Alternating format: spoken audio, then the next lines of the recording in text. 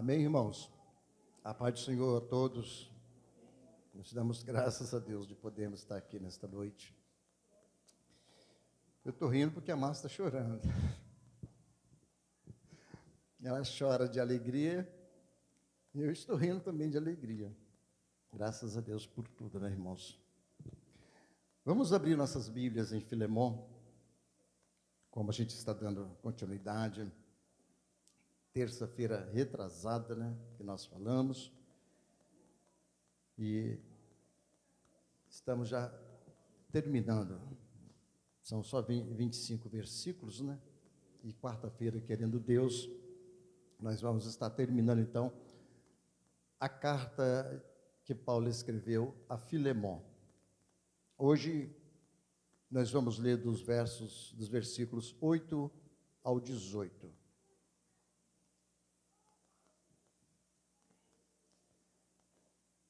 Graças a Deus. Ali está. Vamos ler a palavra de Deus.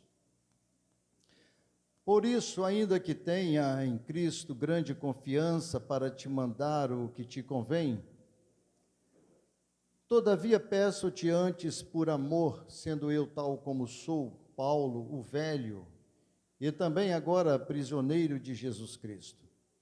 Peço-te por meu filho Onésimo, que gerei nas minhas prisões, o qual no outro tempo te foi inútil, mas agora a ti e a mim muito útil, eu te tornei a enviar. E tu torna a recebê-lo como as minhas entranhas, e eu bem o quisera conservar comigo, para que por ti me servisse nas prisões do Evangelho.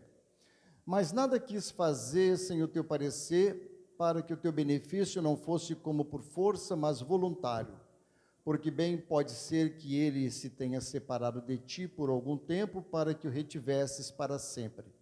Não já como servo, antes mais do que servo, como irmão amado, particularmente de mim, e quanto mais de ti, assim na carne como no Senhor. Assim, pois, se me tens por companheiro, recebe-o como a mim mesmo. E se te fez algum dano, ou te deve alguma coisa, põe isso à minha conta. Nosso Deus e Pai, te damos graças mais uma vez, pela bondade e pela sua infinita misericórdia.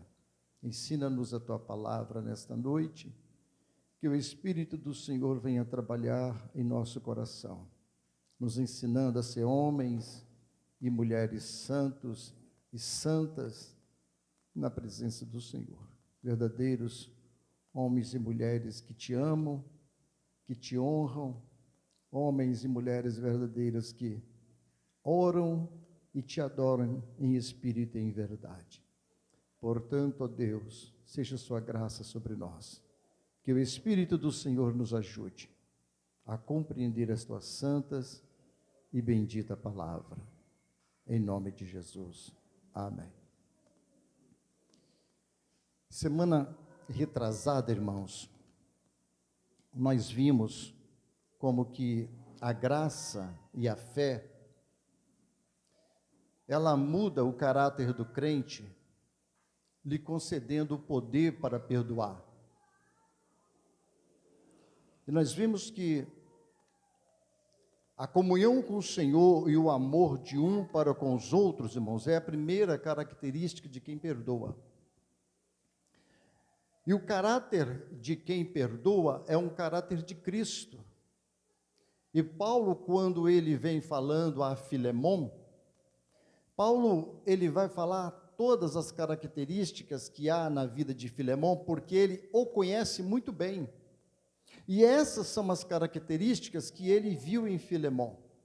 Ele viu essas características em Filemon, características cristãs, de servo de Deus, de um homem de Deus, que realmente temia o Senhor, um homem que realmente servia ao Senhor, e que Paulo viu que com essas características, ele poderia muito bem perdoar o seu servo Onésimo. E nós sabemos, irmãos, que todos nós, se não for formado em nós o caráter de Jesus, Se dentro de nós não for formado pelo Espírito Santo, a nós que nascemos de novo, somos uma nova criatura, somos servos e servas de Deus. Se nós não tivermos o caráter de Cristo, jamais nós teremos a possibilidade, a condições de perdoar, ou de amar, ou nem mesmo, até mesmo servir a Deus. Sem essas características cristãs, é impossível, irmãos, de alguém amar o seu irmão, de alguém perdoar aquele que ofendeu, seja ela a ofensa qual for. Se não tiver o caráter de Cristo, ele não perdoa, ela não perdoa, dependendo das circunstâncias. Essa é uma obra exclusiva do Espírito Santo nas nossas vidas, a qual não vem de nós mesmos, irmãos. Nós não temos essa capacidade. Não há em nós capacidade de sermos ofendidos, e ao mesmo tempo nós temos essa capacidade natural de perdoar, de amar, de abraçar aquela pessoa que nos ofendeu, porque essa não é a nossa característica, mas essas são as características daqueles que nasceram de novo, daqueles que são uma nova pessoa, uma nova criatura na pessoa de Jesus Cristo. E isso, irmãos, é somente através do Espírito Santo que o crente é impulsionado a fazer o que é certo. Nós não fazemos porque somos bonzinhos, mas é porque somos nova criatura, é porque o Espírito que está em nós nos impulsiona. Olha, isso que você está fazendo é certo, ou isso que você está fazendo não está correto. É o Espírito que nos comanda e que vai nos gerar a realizar esta obra que pertence a Deus. Então, irmão, somente o ato de um auto-sacrifício e humildade, que é um fruto do Espírito, é que vai criar em nós a verdadeira manifestação de salvos na presença do Senhor. A fé salvadora, que vai colocar em nós, irmãos, aonde nós vamos ter sacrifícios verdadeiros que glorificam a Deus. Hoje nós veremos, irmãos, como que a intercessão de Paulo a Filemón em favor de Onésimo gerou grandes bênçãos para todos, porque Paulo ele vai interceder, ele vai começar a pedir a Filemón em favor de Onésimo. Vejamos que Paulo ele vai insistir na intercessão, irmãos. Ele vai insistir, ele vai usar vários argumentos, ele vai falar sobre a questão de ser uma nova criatura, da pessoa daquela que tem uma boa convivência com os irmãos. Paulo usa até mesmo das suas artimanhas, ou seja, de que ele agora é ele que, ou seja, Filemón que deve a ele a sua própria vida.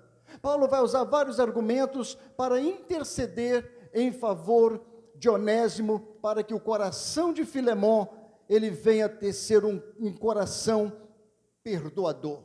Vemos que do versículo 8 ao versículo de número 10, nós vamos ver a autoridade ministerial do apóstolo Paulo, mesmo ele sendo um intercessor. Paulo, irmãos, ele poderia ter utilizado da sua autoridade apostólica para ordenar que Filemón obedecesse. Ele poderia fazer isso. Ele é um apóstolo, ele tem essa autoridade, ele poderia fazer. Mas veja que no verso 8 ele diz: por isso, ainda que tenha em Cristo grande confiança para te mandar o que te convém. Veja que Paulo está falando, olha, eu tenho autoridade, ainda que tenha em Cristo grande confiança para te mandar você obedecer, para você fazer o que convém, eu tenho a sua autoridade apostólica, Paulo está dizendo. O que Paulo quer dizer é, olha, eu tenho essa liberdade para te comandar, Filemón, né? Em relação a Onésimo, eu simplesmente posso te dar uma ordem, e você vai lá e fala, olha Filemón, perdoa Onésimo, recebe Onésimo novamente como seu criado. Eu posso muito bem fazer isso, Paulo está dizendo. Ou seja, esse direito está ligado à sua autoridade apostólica. E isso vemos no início da maioria das cartas de Paulo, porque Paulo ele sempre reivindicou como um apóstolo de Jesus Cristo. Ele fala: eu apóstolo de Jesus Cristo, eu ordenado por Deus como apóstolo de Jesus Cristo. Na maioria das cartas do apóstolo Paulo, ele entra escrevendo as suas cartas, mostrando que ele tem autoridade apostólica, ou seja, de alguém que foi ordenado por Deus. E ele foi ordenado, irmãos, por Deus, para comissionar. Paulo foi ordenado para mandar, para comandar, e essa prerrogativa dos apóstolos, irmãos, foi reconhecida por toda a igreja na era apostólica. Essa era uma prerrogativa de todos os apóstolos, apóstolo Pedro, apóstolo João, todos os apóstolos tinham essa autoridade, e Paulo então estava mostrando essa prerrogativa: eu tenho autoridade como apóstolo para te mandar, Filemão. Esse direito, irmãos, ele não pertence mais aos ministros de hoje, não, visto que o colégio apostólico ele foi limitado somente aos 12 apóstolos. Nós entendemos que hoje não existe mais apóstolo, colégio apostólico foi somente entre os 12. Os 12 tinham autoridade apostólica para comandar, ordenar a igreja, autoridades vindas diretamente de Deus. Hoje, os que se intitula apóstolo ou apóstola é fraude, é heresia, é antibíblico. Não existe mais apóstolos para os dias de hoje, irmãos. Temos visto nas redes sociais de grandes igrejas, pessoas que se denominam apóstolo, até mesmo apóstola, mas isso é antibíblico. E eles mostram uma certa autoridade, entre aspas, dizendo que tem uma autoridade de Deus. Nós pertencemos à Organização Apostólica Mundial, ou à Organização Apostólica Internacional, para mostrar que tem autoridade, mas a autoridade, ela precisa vir da Bíblia, irmãos. Por isso é que a Bíblia precisa ser apresentada, as Escrituras precisam ser apresentadas. Se não for pelas Escrituras, nós não podemos acreditar. O que é que a Bíblia diz sobre os apóstolos? Eles pararam ali nos 12. O último apóstolo que ficou vivo foi João, lá na ilha de Pátimos. Então, hoje não existe mais essa autoridade apostólica, terminou. Vejamos, irmãos, mas mesmo assim, mesmo que Paulo tinha essa autoridade, irmãos, ela era limitada, ela era salvaguardada. Por quê? Porque não era simplesmente porque Paulo era apóstolo, que ele poderia fazer o que ele bem entendia. Ele não poderia chegar na igreja e falar: eu sou o apóstolo Paulo e eu vou fazer desse jeito, fazer desse outro jeito, eu vou fazer assim. Ele nunca fez isso, ele nunca usou das suas prerrogativas, porque Paulo entendeu que ele era um apóstolo do Senhor Jesus. Portanto, que ele diz o seguinte, vejam bem: por isso, ainda que tenha em Cristo grande confiança, irmãos. Veja que Paulo quer dizer em Cristo. Quanta autoridade tinha o apóstolo Paulo? Porque ele afirma que Jesus deu a ele essa autoridade. Imagina um homem de Deus, uma mulher de Deus, irmãos, receber uma autoridade diretamente do próprio Deus. E Paulo tinha essa prerrogativa. Como eu disse, os apóstolos também tinham essa prerrogativa. Mas Paulo era coerente, Paulo era consciente, Paulo era humilde, Paulo era simples, Paulo era um servo de Deus e não quis usar de autoridade com ferro, com peso sobre a igreja, mas ele fala a expressão, ainda que tenha em Cristo grande confiança. Quando usa-se essa palavra em Cristo, irmãos, muitas coisas da nossa vida mudam. Por exemplo, a Bíblia diz que nós devemos obedecer os nossos pastores. Obedecei os vossos pastores, mas no Senhor. A Bíblia não manda obedecer pastores fraudulentos, pastores que estão defraudando a palavra de Deus. que estão pesando sobre a igreja. Não, a Bíblia recomenda obedecer os pastores no Senhor, aqueles pastores que realmente são servos do Senhor, homens de Deus que realmente obedecem o Senhor, que homens são santos. Então, todas as vezes que usamos essa expressão em Cristo, ela muda muita coisa. Paulo, se era apenas em Cristo, quanto cuidado ele deveria ter, irmãos? Esse é o problema, essa é a dificuldade. Mas Paulo era um homem que tinha cuidado, porque se era em Cristo, então ele tinha cuidado para não usar demasiadamente a sua prerrogativa e fazer e usar da sua autoridade na carne.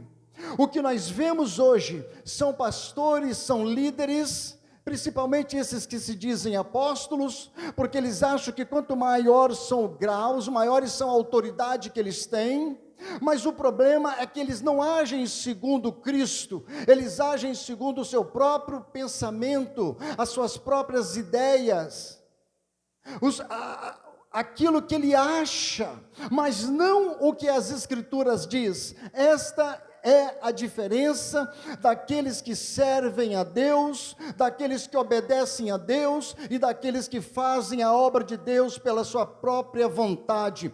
Quando a igreja, irmãos, deixa de abrir as Escrituras, quando a igreja deixa de louvar o Senhor com verdadeiros louvores, que sejam cristocêntricos, e que a palavra de Deus não é mais aberta nos púlpitos, temos que desconfiar dessas igrejas, porque a Bíblia ela precisa mandar, ela precisa agir na vida da igreja. É a palavra de Deus que comanda, é ela que organiza toda a nossa base, toda a nossa liturgia, todo o nosso culto, toda a nossa adoração. Ela precisa estar vinculada, ela precisa estar pautada nas Escrituras, que é a palavra de Deus.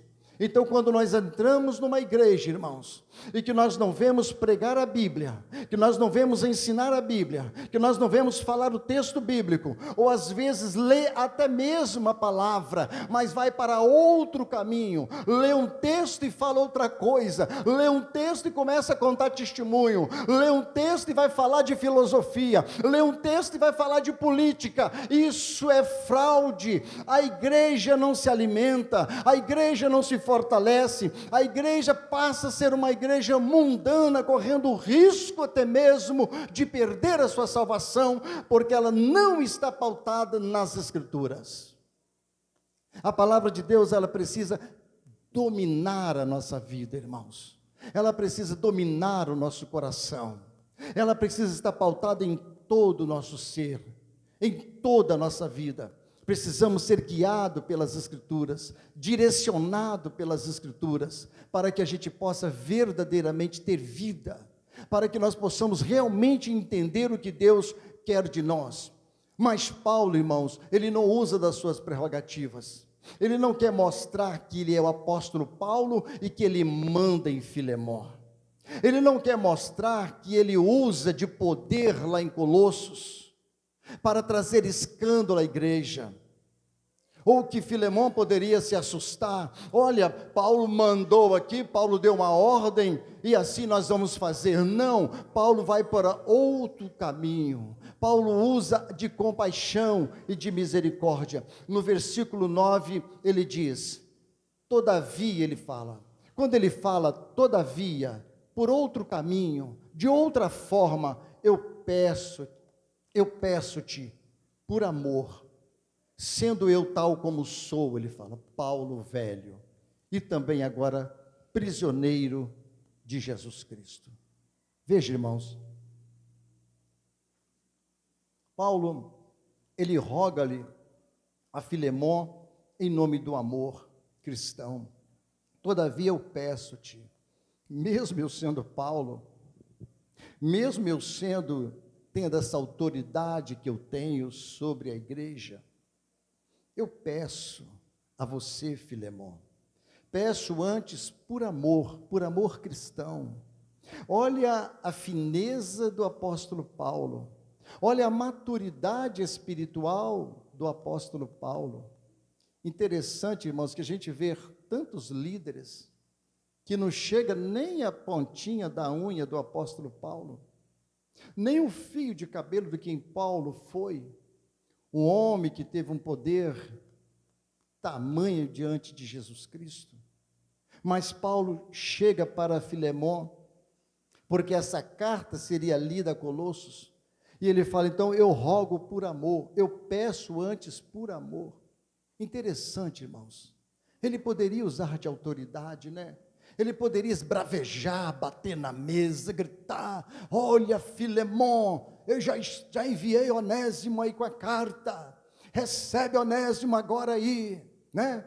Podia esbravejar, podia sapatear, pular, já estou enviando mais testemunhas aí, eu agora não estou podendo fazer nada aqui não, porque eu estou aqui preso em Roma, mas eu já estou indo para aí, tá bom, Filemon? Recebe Onésimo aí.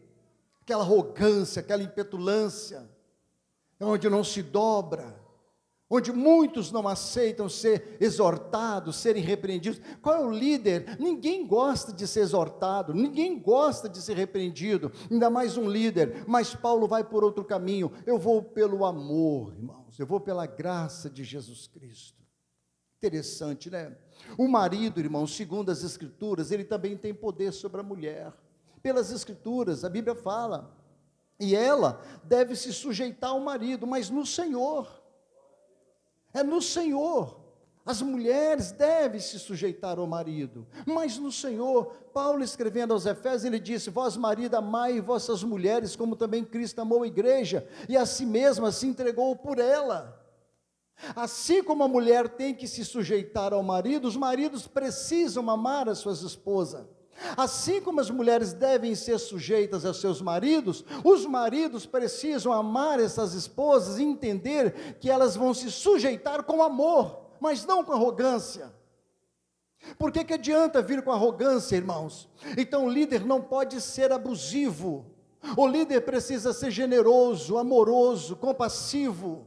O líder de uma casa, ele precisa amar a sua esposa. E amar a sua esposa, irmãos, é ser companheiro dela, companheiro nas dores, nas lutas, nas provações. Quando a casa estiver toda suja, quando tiver vasilhas para lavar, como precisa lavar as crianças que precisam darem banho nas crianças para levar para a escola, colocar as roupinhas nas crianças. O marido amar a esposa e ela vai ser sujeita quando ele também ama ela de coração. Não é simplesmente porque trabalhou o dia inteiro, trouxe comida, já botei o arroz, já botei o feijão, agora a mulher tem que me sujeitar. Quantos homens fazem isso, irmãos? Quantos lares, quantos homens carrancudos fazem isso e que se dizem cristãos? É porque eu tenho poder, é porque eu tenho autoridade, mas é uma autoridade abusiva. E a Bíblia não fala disso, a Bíblia fala, amai as vossas mulheres. Essa mesma autoridade que Deus deu ao apóstolo Paulo, Deus também deu autoridade aos homens, mas é no Senhor.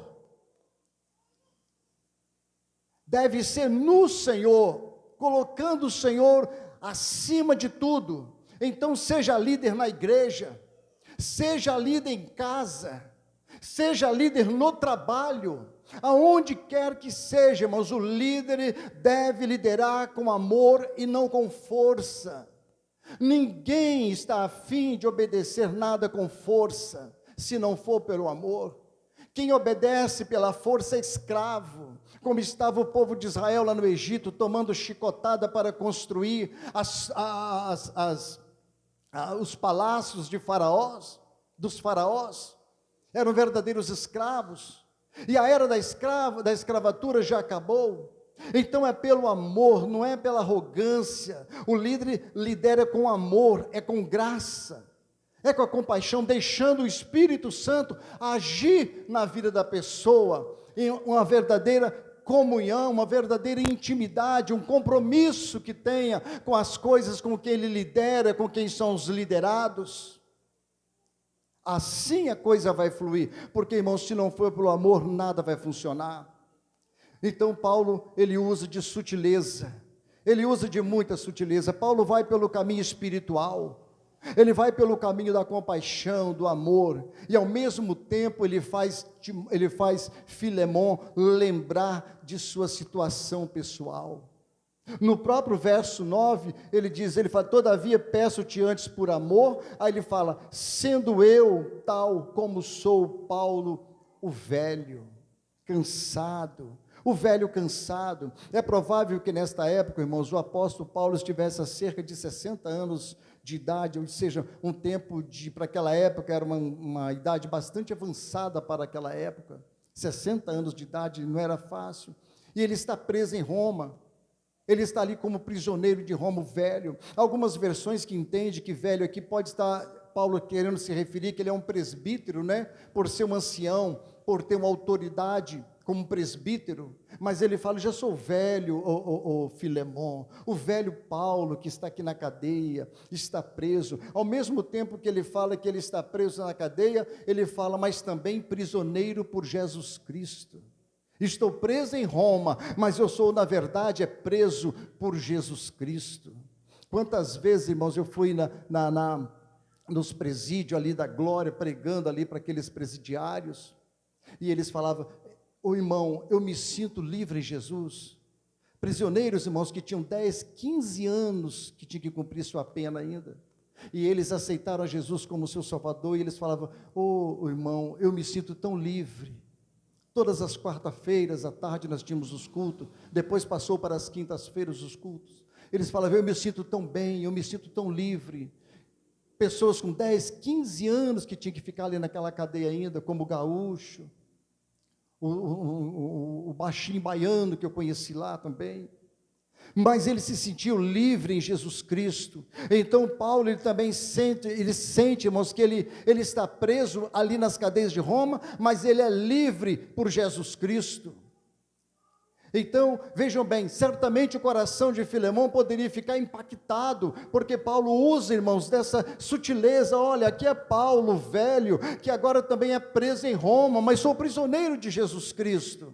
Essa sutileza de Paulo para convencer, sabe, intercedendo por Onésimo, né? Certamente ele ficaria impactado, vendo um santo velho, aflito, né? Preso, esse pedido seria irrecusável. Filemão poderia não resistir a esse pedido de Paulo. Olha, aqui é Paulo, o velho, e ele está lá, eu estou preso aqui, mas eu sou prisioneiro de Jesus Cristo, né?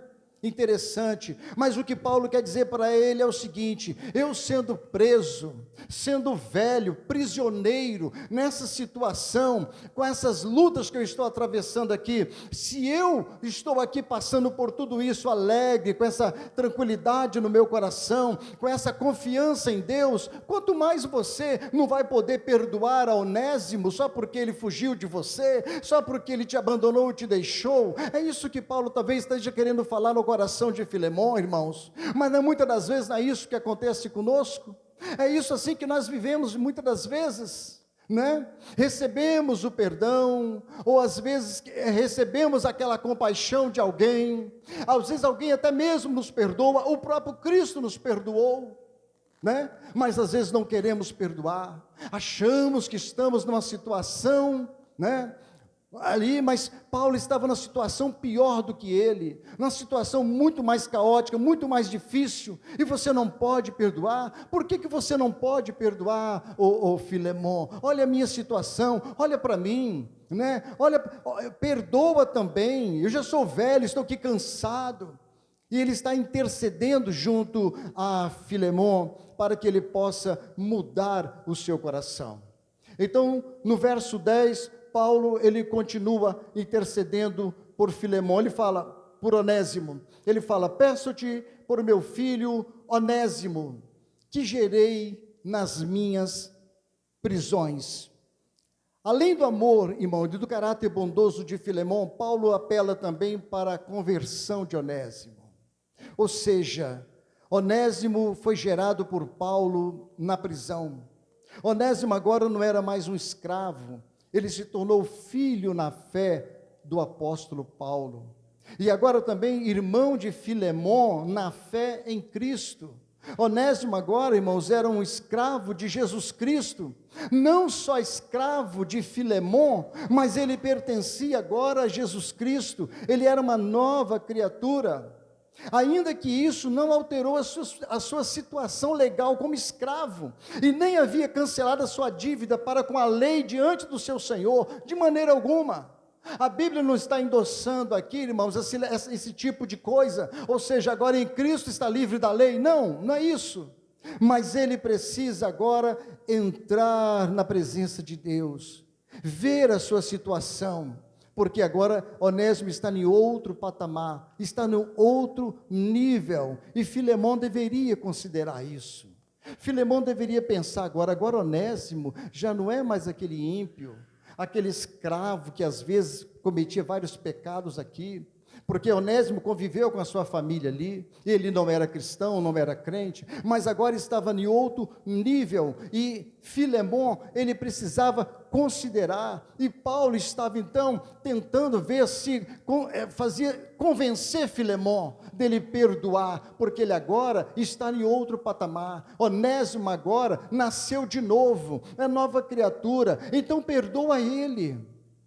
Se nós devemos perdoar, irmãos, até mesmo os ímpios, os que nos perseguem, quanto mais os nossos irmãos em Cristo, ter compaixão dos nossos irmãos em Cristo, daqueles que nos ofendem, daqueles que nos perseguem, daqueles que nos criticam, daqueles que às vezes nós não somos compreensíveis para eles, porque você não é compreensível para muitas pessoas. Tem muitas pessoas que olham para você, não te compreende, não te entende, não vai te entender, e até mesmo entre irmãos, e há coisas dentro da irmandade cristã, que às vezes irmãos não conseguem nem olhar dentro do olho do outro irmão, da outra irmã, as coisas estão tão feias no nosso meio, que a falta de compreensão, de amor, de compaixão no meio da igreja, está tão feio, o amor esfriou tanto, que não consegue mais nem sentar do lado do irmão ou da irmã.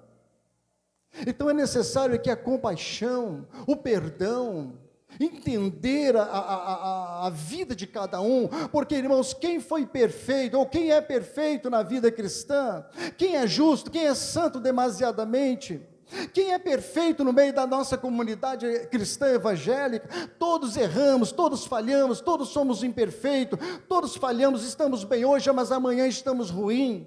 Somos bonzinhos hoje, mas logo logo o nosso coração está preto e não quer conversa com ninguém. Nós somos maus, somos perversos, mas temos a tendência de às vezes de julgar, de pisar, de maltratar, porque o nosso caráter precisa ser tratado também. A nossa vida espiritual precisa estar num nível tão elevado, um patamar tão elevado de Paulo, a ponto dele tentar convencer Filemão de perdoar Onésimo, ainda que ele entendia o caráter de Filemão. Então todos nós temos caráter abusivo muitas das vezes, irmãos, porque a nossa natureza ela é pecaminosa, e nós viemos de uma raiz pecaminosa, como foi pregado domingo passado.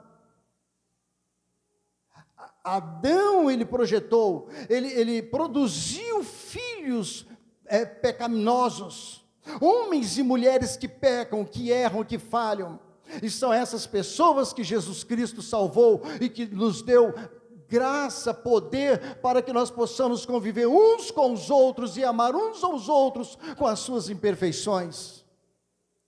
Porque muitas das vezes nós apontamos para o irmão, às vezes nós julgamos outro irmão, julgamos a irmã, às vezes cantamos com ele, oramos com ele, louvamos a ele, reunimos junto, tomamos ceia junto, mas por trás fala mal, por trás não tem compaixão, não tem piedade, fala mesmo, fala o que a língua quer, porque não tem um caráter de Cristo.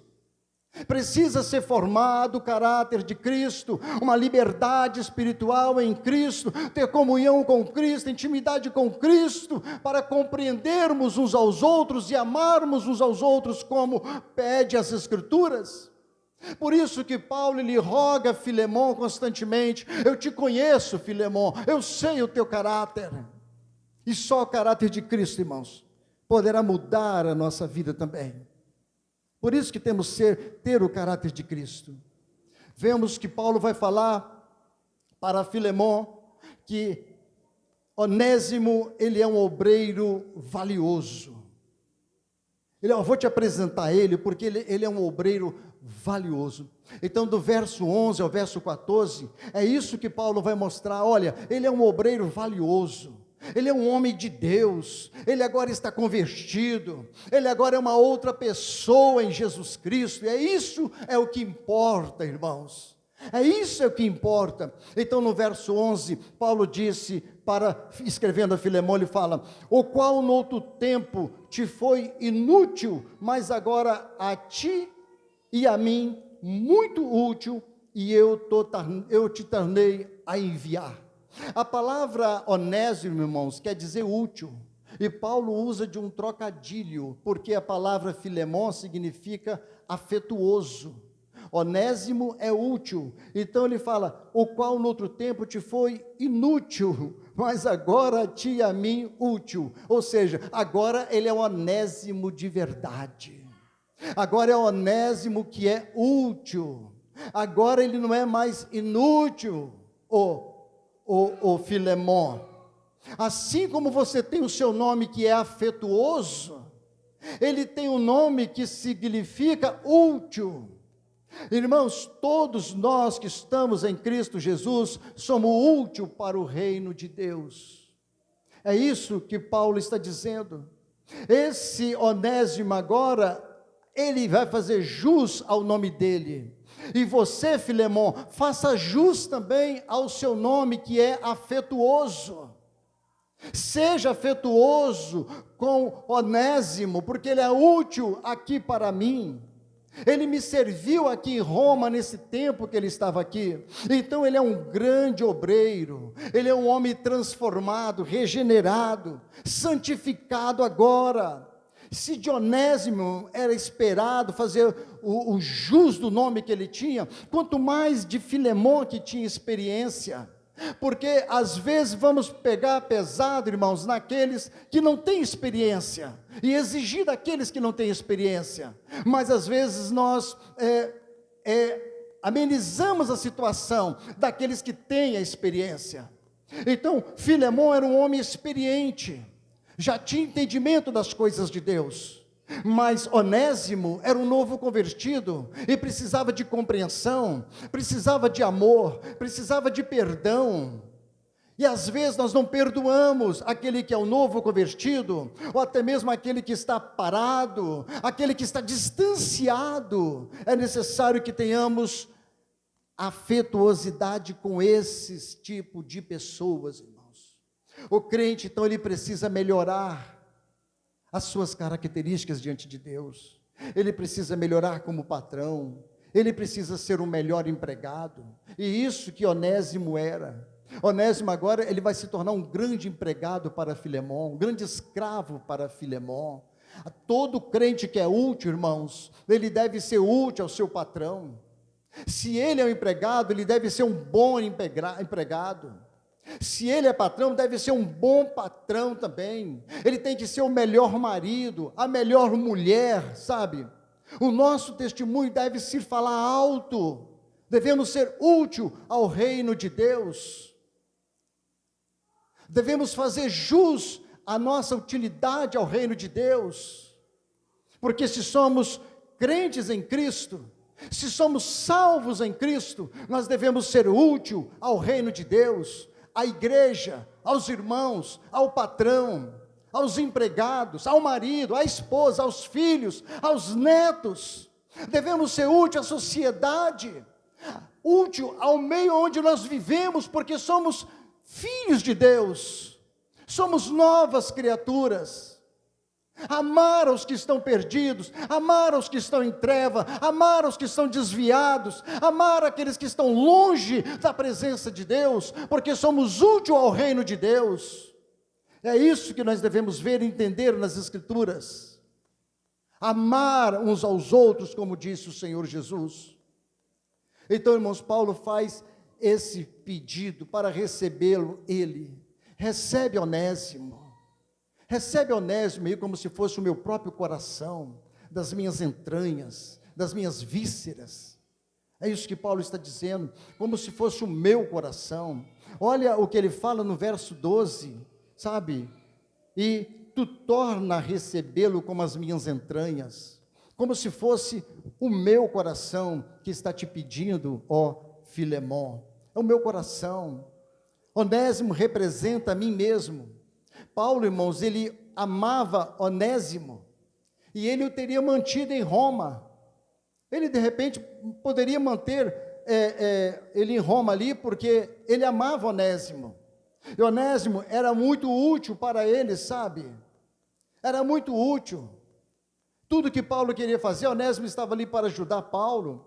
Ele fala, agora recebe ele é muito útil a você também. Ele é útil a mim, ele é útil a mim e é útil a você também. Recebe a ele agora como se fosse eu mesmo, as minhas próprias entranhas, o meu próprio coração.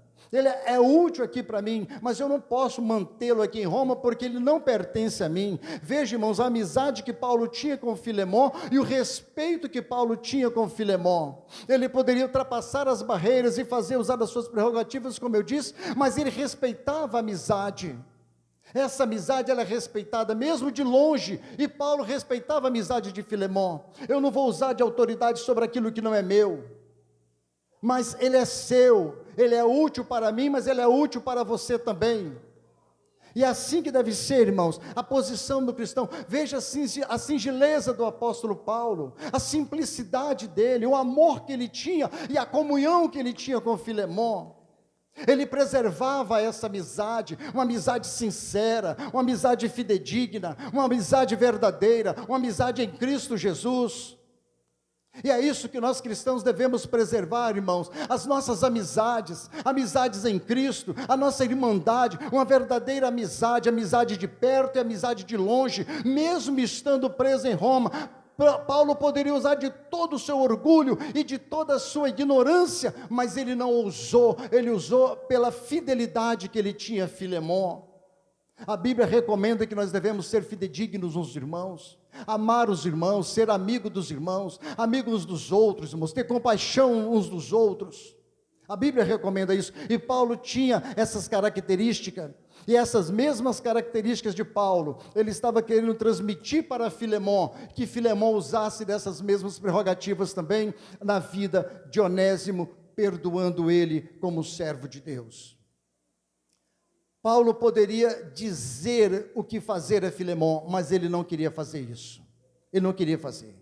Ele disse no versículo 14, mas nada quis fazer sem o teu parecer, para que o seu benefício não fosse como por força, mas voluntário.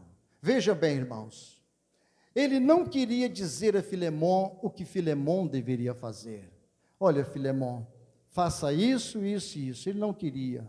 Ele queria que Filemon fizesse por livre e espontânea vontade, pelo amor, pela aquela compaixão que ele tem, pelo seu caráter, não de qualquer jeito.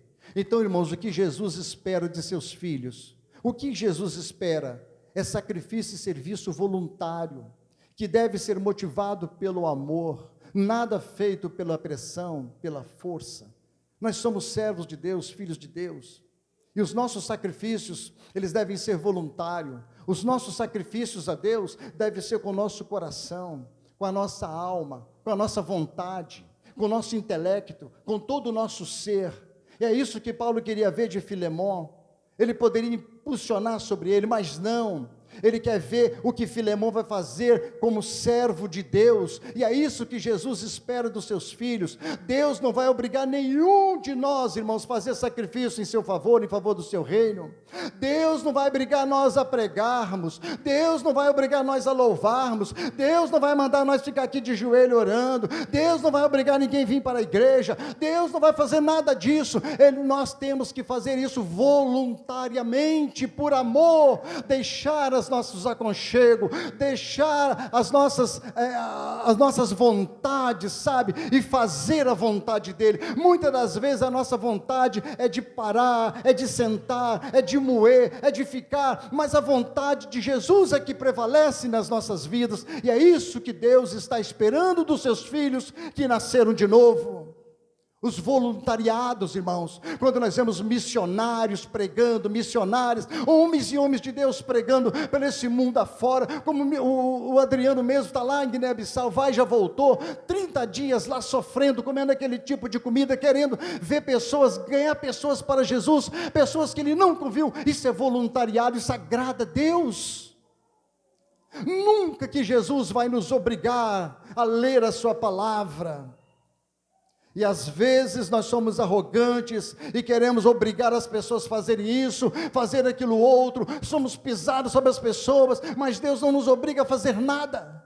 Ou nós fazemos voluntariamente, ou nós fazemos com amor, ou os nossos sacrifícios sejam para a glória de Deus, ou Deus não vai receber nada nosso. Todos os sacrifícios que nós vemos na Bíblia foram voluntários de coração. E todos os homens de Deus sofreram, todas as mulheres de Deus sofreram, irmãos, todos eles sofreram, todos eles tiveram angústia, amargura, sofrimento, morreram por amor a Cristo, foram cerrados por amor a Cristo, foram desprezados por amor a Cristo, foram pisoteados por amor a Cristo, todos eles sofreram. Moisés, um grande estadista, Isaías, um grande estadista, um boieiro como Amós também sofreu, João Batista que perdeu a sua cabeça, e todos eles foram voluntários por amor a Cristo. E a nossa época de hoje, os dias de hoje, não vai ser diferente. Ou nós abrimos nossa boca para dar glória a Deus, para louvar ao Senhor, para pregar a palavra, para louvar a este Deus, ou Ele não vai receber nada nosso, se não for de coração, se não for da nossa alma, se não for da nossa própria vontade, para agradecer este Deus. É isso que Paulo está falando para Filemon no versículo de número 14, repetindo o versículo de número 14, mas nada quis fazer sem o teu parecer, sem o teu consentimento, para que o teu benefício não fosse como por força, mas voluntário, irmãos. Não é por força, e o próprio versículo diz que é pelo Espírito, não é por força, não é pela ignorância, mas é pelo amor. Por isso que Paulo inicia falando aqui, por isso, ainda que tenha grande confiança, peço-te por amor, é por amor, por graça, voluntariado de coração, agraciado pelo Espírito Santo de Deus, porque as lutas aqui nessa terra não param, irmãos. As dificuldades aqui nessa terra não param, e Paulo estava naquela situação, Filemon, um grande empresário, estava naquela situação, Onésimo, que era um escravo, estava também naquela situação, mas tanto Paulo, quanto Onésimo, quanto a Filemon, todos eles estavam debaixo da graça de Deus, todos eles eram os servos de Deus, estavam servindo ao reino de Deus. Do verso 15 ao verso 18, irmãos, nós vamos ver a providência divina. Paulo, irmãos, ele não é dogmático, ele entra com a expressão, porque ou acredito que, ele fala, no verso 15, ou se ele se tenha separado de ti. Paulo usa o porquê, ou acredito que, ou ele se tenha separado de ti por algum tempo. No verso 15 ele fala, porque bem pode ser que ele se tenha separado de ti por algum tempo, para que o retivesses para sempre. Vejam bem, Paulo revela aqui, irmãos, a possível providência divina na vida de Onésimo. Paulo está dizendo o quê? Devemos crer que Deus está no controle até das nossas experiências mais difíceis da vida, irmãos. Deus está no controle das coisas mais simples da nossa vida. O que Paulo está argumentando com Filemon, o que ele está chamando a atenção de Filemon, olha Filemon, quem sabe foi Deus que permitiu que Onésimo viesse para Roma, para ele se encontrar comigo, e esse encontro comigo fez Onésimo se converter. Irmãos, vejam a providência de Deus nas nossas vidas. As coisas que é impossível para você, para mim, as coisas que para nós são mais complexas, mais difíceis, para Deus são as das mais simples. Os absurdos que para nós é impossível de acontecer, Deus só estala o dedo, só pensa. Aquilo que você acha que não pode acontecer, é o que pode acontecer porque você serve a um Deus vivo. Deus providencia os meios para que nós possamos ser salvos. Deus providencia os meios para que nós possamos nos alimentar a cada dia.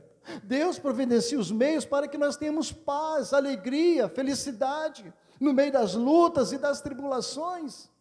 E ele providencia Onésimo a se encontrar com Paulo, para que ele pudesse ser salvo. E Paulo então argumenta, quem sabe é isso que Deus está fazendo, Filemon? Ou seja, está intercedendo em favor de Onésimo, irmãos. Assim Deus permitiu que Onésimo fosse a Roma para encontrar-se com Paulo, para se converter. E com certeza, irmãos, Filemão e a sua família já tinha pregado para Onésimo, estava orando em favor de Onésimo, porque o caráter de Filemão, e tudo indica que o caráter da sua família era os mesmos caráter em Cristo Jesus.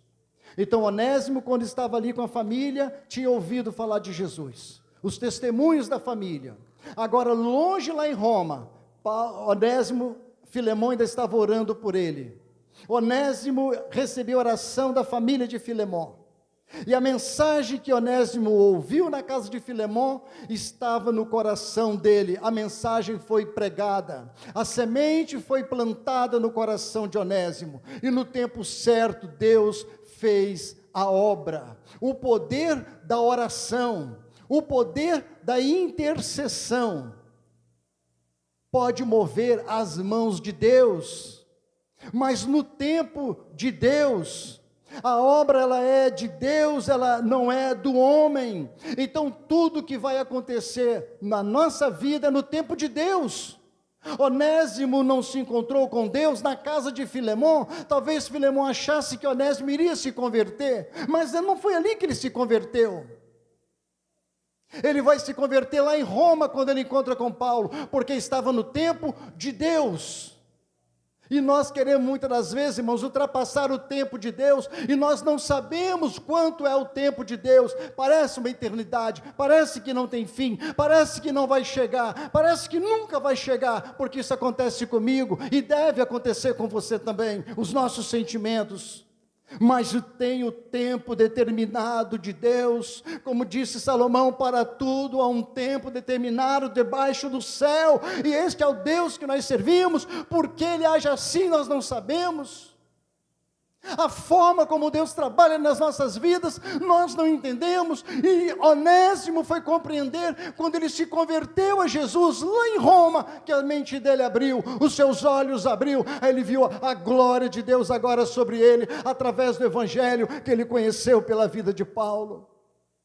E não foi Onésimo, e não foi Filemão que pregou para ele? Como é que ele se converte com Paulo? Poderia até haver ciúme nessas questões também. Mas, no entanto, Filemão não tinha ciúme de Paulo, e nem Paulo tinha ciúme de Filemão, a ponto de segurar ele e não mandar ele novamente lá para Colossos, porque esta carta, quem levou lá para Colossos, irmãos, foi o próprio Onésimo. E Onésimo não leu essa carta aqui, porque não podia abrir a carta. E imagine quando Filemão viu essa carta, leu essa carta aqui, a situação que estava a vida de Onésimo. Então, irmãos, a nossa vida, ela tem o tempo de Deus. Os homens da Bíblia foram assim, irmãos, as mulheres da Bíblia foram assim. Por que a gente acha que com nós será diferente? Porque você não é Maria? Porque você não é o apóstolo João? Porque você não é Paulo? Talvez é porque você não é um dos profetas? Talvez é porque você não é uma Ana?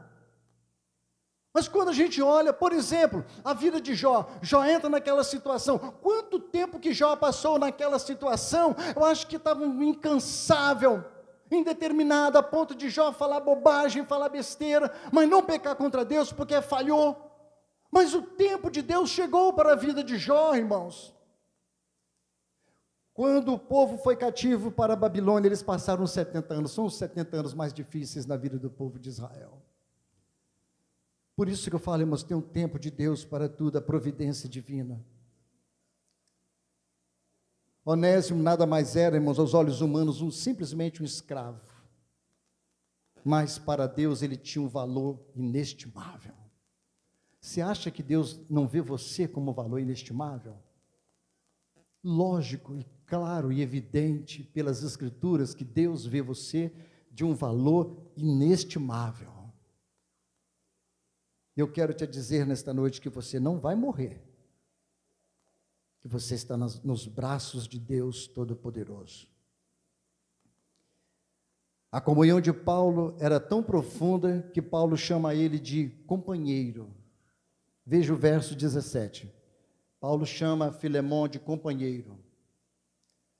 Assim, pois, se me tens por companheiro, ou seja, se você me considera como companheiro, porque você é meu companheiro, recebe-o como a mim mesmo, as entranhas do meu coração, como se fosse eu mesmo. Koinonia, a palavra que foi usada para companheiro foi koinonia, assim como no verso 6 também, ele usa, no texto original, usa koinonia, ou seja, aquilo que tem tudo em comum. Como você é meu companheiro, nós temos tudo em comum, tanto eu quanto você, Filemon. Então, se você me considera que nós temos tudo em comum, recebe ele aí para mim. Paulo, ele se oferece, irmãos, para ser um tipo de sócio de Filemon neste negócio. Paulo viu que poderia ter um ganho nesse negócio. Ele viu que Onésimo agora é uma nova criatura. Olha, eu quero fazer uma sociedade com você. Vamos fazer uma sociedade, Filemon? Vamos trabalhar nesse negócio junto. E quer ajudá-la a resolver o problema de Onésimo. Ele não deixa Onésimo para lá. Interessante, irmãos, que começa com Deus se preocupando com Onésimo. Depois com homens de Deus que se preocupam com Onésimo. Paulo e Filemon também. Interessante isso. Então ele fala, recebe-o como se fosse a mim, como se ele fosse da família, recebe como se fosse eu próprio, amigo verdadeiro, irmãos, amigo sincero, amigo fidedigno, né, que fala, né, fidedigno, amigo leal, como se fosse a mim mesmo. Tem muita graça nessa carta, irmãos, muita graça. E no verso 18, Paulo diz então para ele, lança tudo que ele roubou de ti na minha conta. Ou seja, tudo que ele fez, tudo que ele aprontou, se ele te roubou alguma coisa, lança na minha conta, deixa aí na minha conta, anota no meu nome aí, quando eu encontrar com você aí, a gente vai se acertar. Então, irmãos, veja que Paulo, ele usou de grande compaixão para convencer Filemon a receber seu escravo desobediente de volta. Ele usou de grande compaixão. Foi exatamente isso que Jesus fez por mim e por você.